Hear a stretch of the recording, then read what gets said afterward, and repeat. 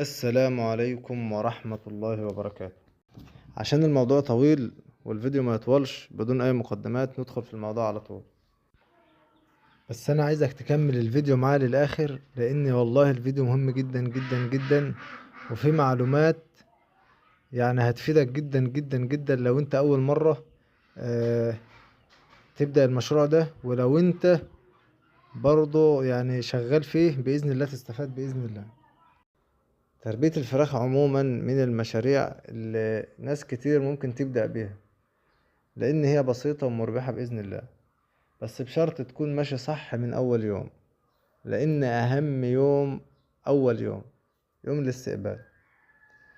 في البداية كده الفيديو ده هيبقى شامل معلومات شاملة بإذن الله عن التسمين، اللي هيعمل مشروع تسمين، سواء مشروع أو للبيت أو مشروع البيض، سواء برضو مشروع أو للبيت. أول حاجة لازم تسأل نفسك، أنا عايز أربي ليه؟ لو للتسمين يبقى أنت هدفك الوزن والبيع السريع، سواء إذا كنت تاجر أو هو مشروع فيبقى البيع السريع. لو للبيت يبقى أنت برضو الذبح السريع. إنما لو للبيض هدفك البيض، يبقى أنت كده الهدف إنتاج مستمر وتغذية منتظمة، سواء برضو للبيت أو تاجر هتبيع. الاتنين إن شاء الله يبقوا مشروع كويس بإذن الله، بس كل واحد له نظام مختلف، والموضوع سهل جدا وبسيط جدا جدا جدا. نبدأ بأهم حاجة وهي المكان. لازم المكان يكون واسع على قد عدد الفراخ. يعني مثلا ما تجيبليش مكان يشيل 50 فرخ وتقوم حاطط فيه 100 فرخ وتقول لي اصل قابلت مشاكل، اصل الفراخ تعبت، اصل الفراخ ما كبرتش، اصل مفيش حجم. طبيعي هيبقى هتقابل مشاكل كتير جدا. فلازم المكان يكون واسع على قد عدد الفراخ، دي اهم حاجة. ومتهوي كويس، يبقى فيه تهوية كويسة. والتهوية غير الهواء المباشر، يعني التهوية تكون كويسة، دي حاجة. والهواء المباشر اللي هيدخلك في مشاكل كتير جدا، سواء تنفسي او هتبقى مشاكل تنفسي كتير جدا وبرد وي وي وي، ده حاجة تانية. يعني التهوية كويسة حاجة، والهواء المباشر حاجة تانية. والأرضية كل ده طبعا داخل تحت بند المكان. الأرضية طبعا تكون ناشفة، والتدفئة المكان يبقى دافي. الحرارة طبعا في بداية 10 أيام عاوزين حرارة، أو أسبوع عايزين حرارة ما تقلش عن 33. تمام. وتقل تدريجي بقى، أسبوع أسبوعين 3 أسابيع تبدأ تقل تدريجي. فده المكان يبقى واسع متهوي كويس، الأرضية تكون ناشفة، يبقى فيه تدفئة. الحرارة أهم حاجة. تاني حاجة بعد المكان النظافة، دي تاني أهم نقطة، النظافة.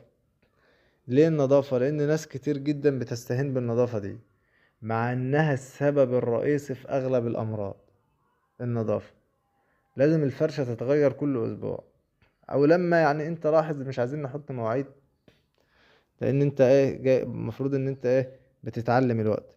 فلما الفرشة تبقى رطبة، تبدأ كده تبقى رطبة، تغير الفرشة. ما تحطش بقى أسبوع ولا أسبوعين ولا يومين ولا 3. أنت أضرب بالمكان بتاعك وأضرب الفراخ.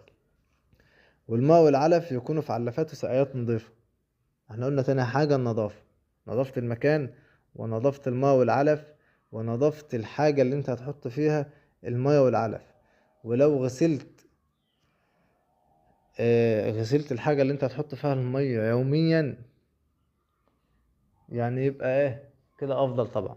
وهي لازم تتغسل يوميا، لان الماء لازم تكون نظيفة. ما الماء مش نظيفة هتخش برضه في مشاكل جامدة. تالت حاجة بقى، ودي برضه من اهم الحاجات، بل قد يكون اساس المشروع نفسه، سواء بيض او تسمين، العلف. اول 10 ايام او 15 يوم لازم علف 23% بروتين عشان النمو، سواء فراخ تسمين او فراخ بياض. لازم علف 23% بروتين.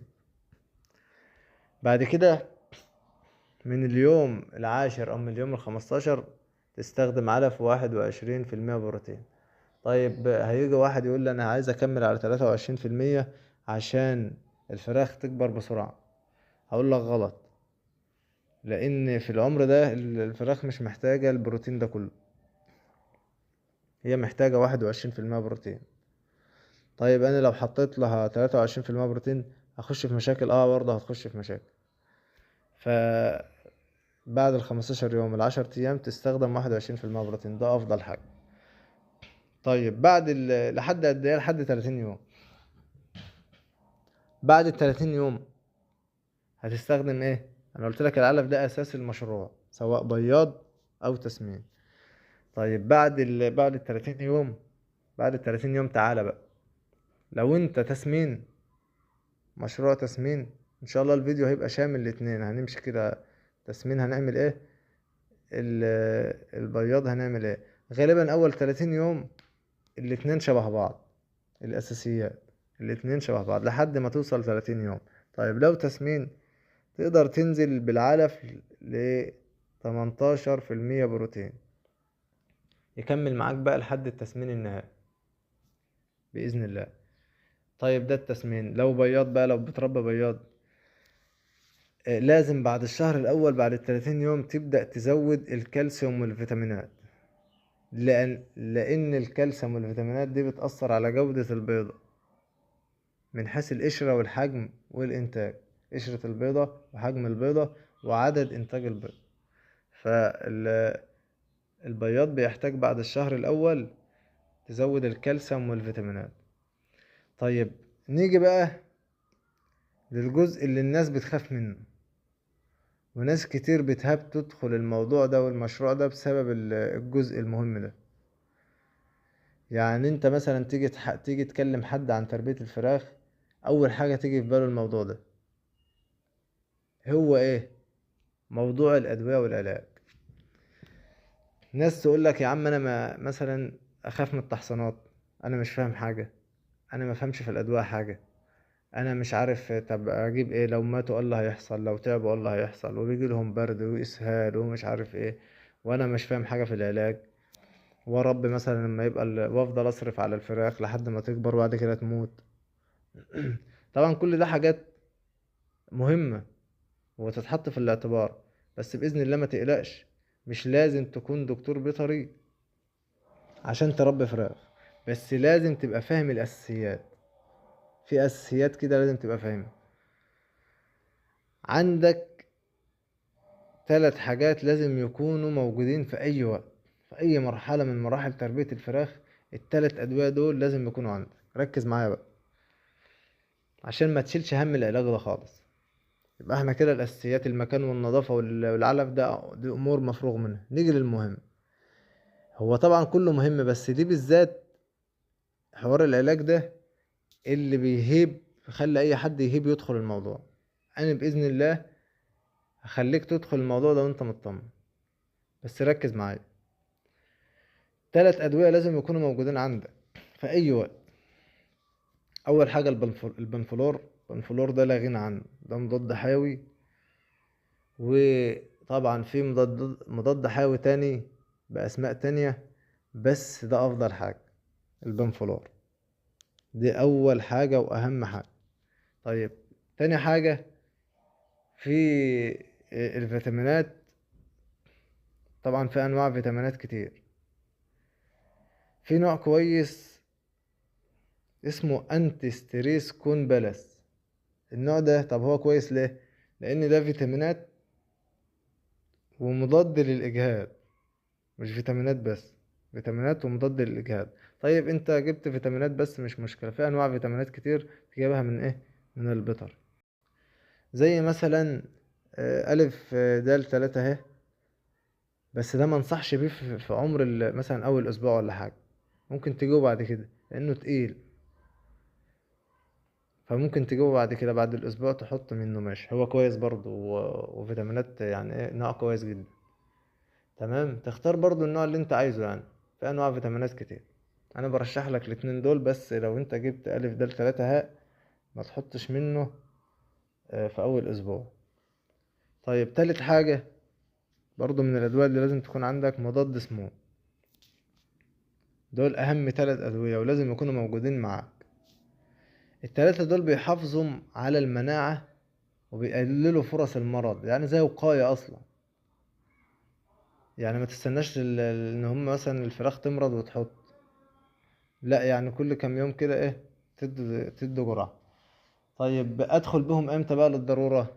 لما تلاحظ يعني تبقى عينك على الفرخ المفروض في حالته الطبيعية، في الطبيعي يبقى نشط وبيلعب كده وبيجري وبياكل وبينقر وبينكش في الفرشة والكلام ده كله، زي العيال الصغار بالظبط. العيال الصغار بيهدى ما بيهداش، الفراخ دي بالظبط زي العيال الصغير، ما بيهداش طول ما انت محافظ عليه والواد متدفي وكويس، تلاقيه بيلعب وقاعد يتعفرت وبيزعق وبيتنطط.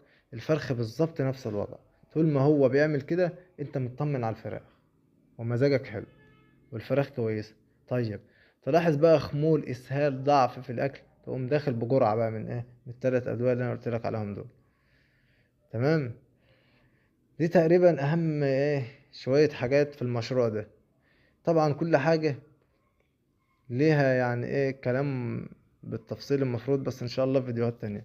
كمان ما تنساش حاجة مهمة جدا جدا جدا، وقد يكون دي اهم حاجة: نوع الفرخ نفسه.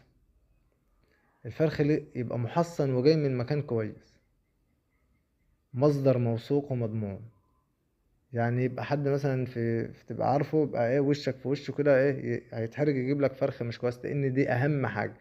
كل اللي احنا قلناه في الفيديو لو الفرخ مش كويس ملوش اي لازمة. الفرخ لازم يكون كويس ويكون من مكان ومن مصدر مضمون، ويفضل فراخ تكون محصنة.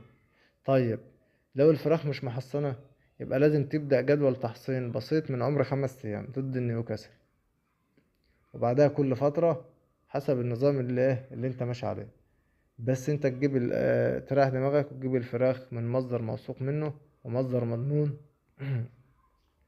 عشان ما تخشش في مشاكل، وعشان كل التعب اللي انت هتتعبه تلاقيه.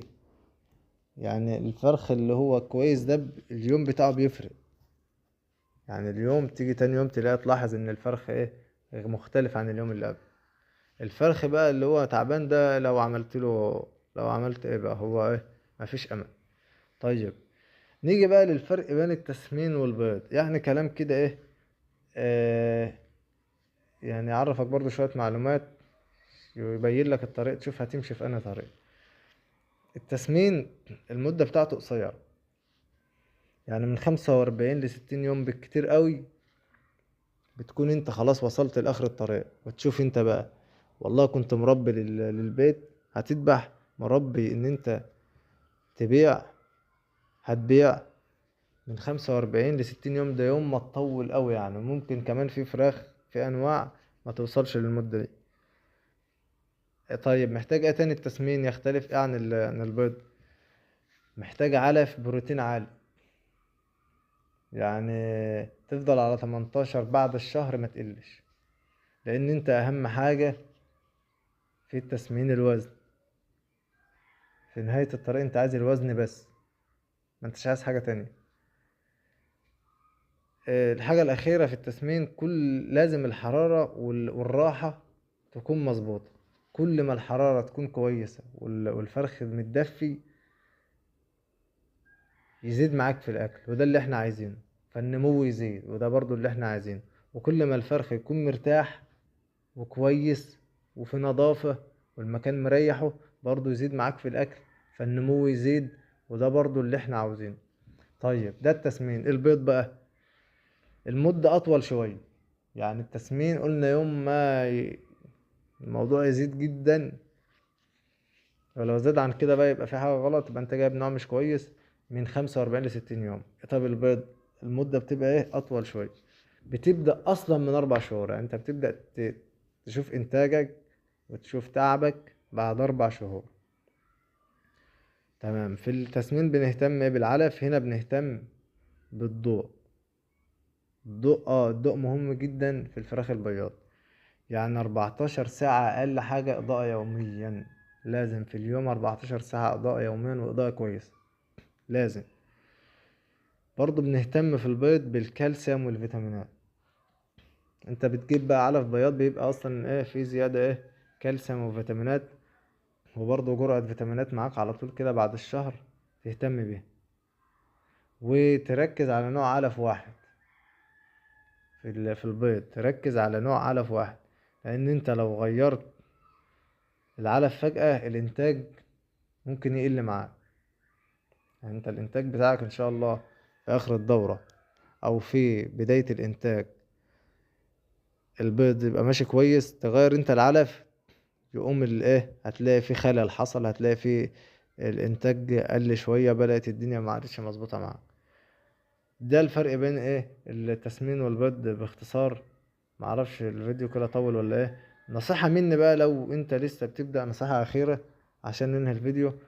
لو لسه بتبدأ جرب في عدد صغير الاول، 50 100 فرخ بس، سواء تسمين او بيض.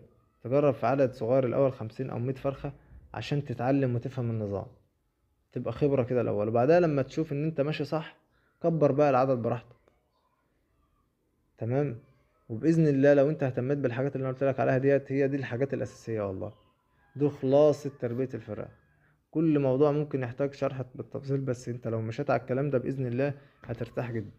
بعد كده بعد ما تجرب 50 ب100 فرخه ممكن ايه بعد كده تكبر العدد.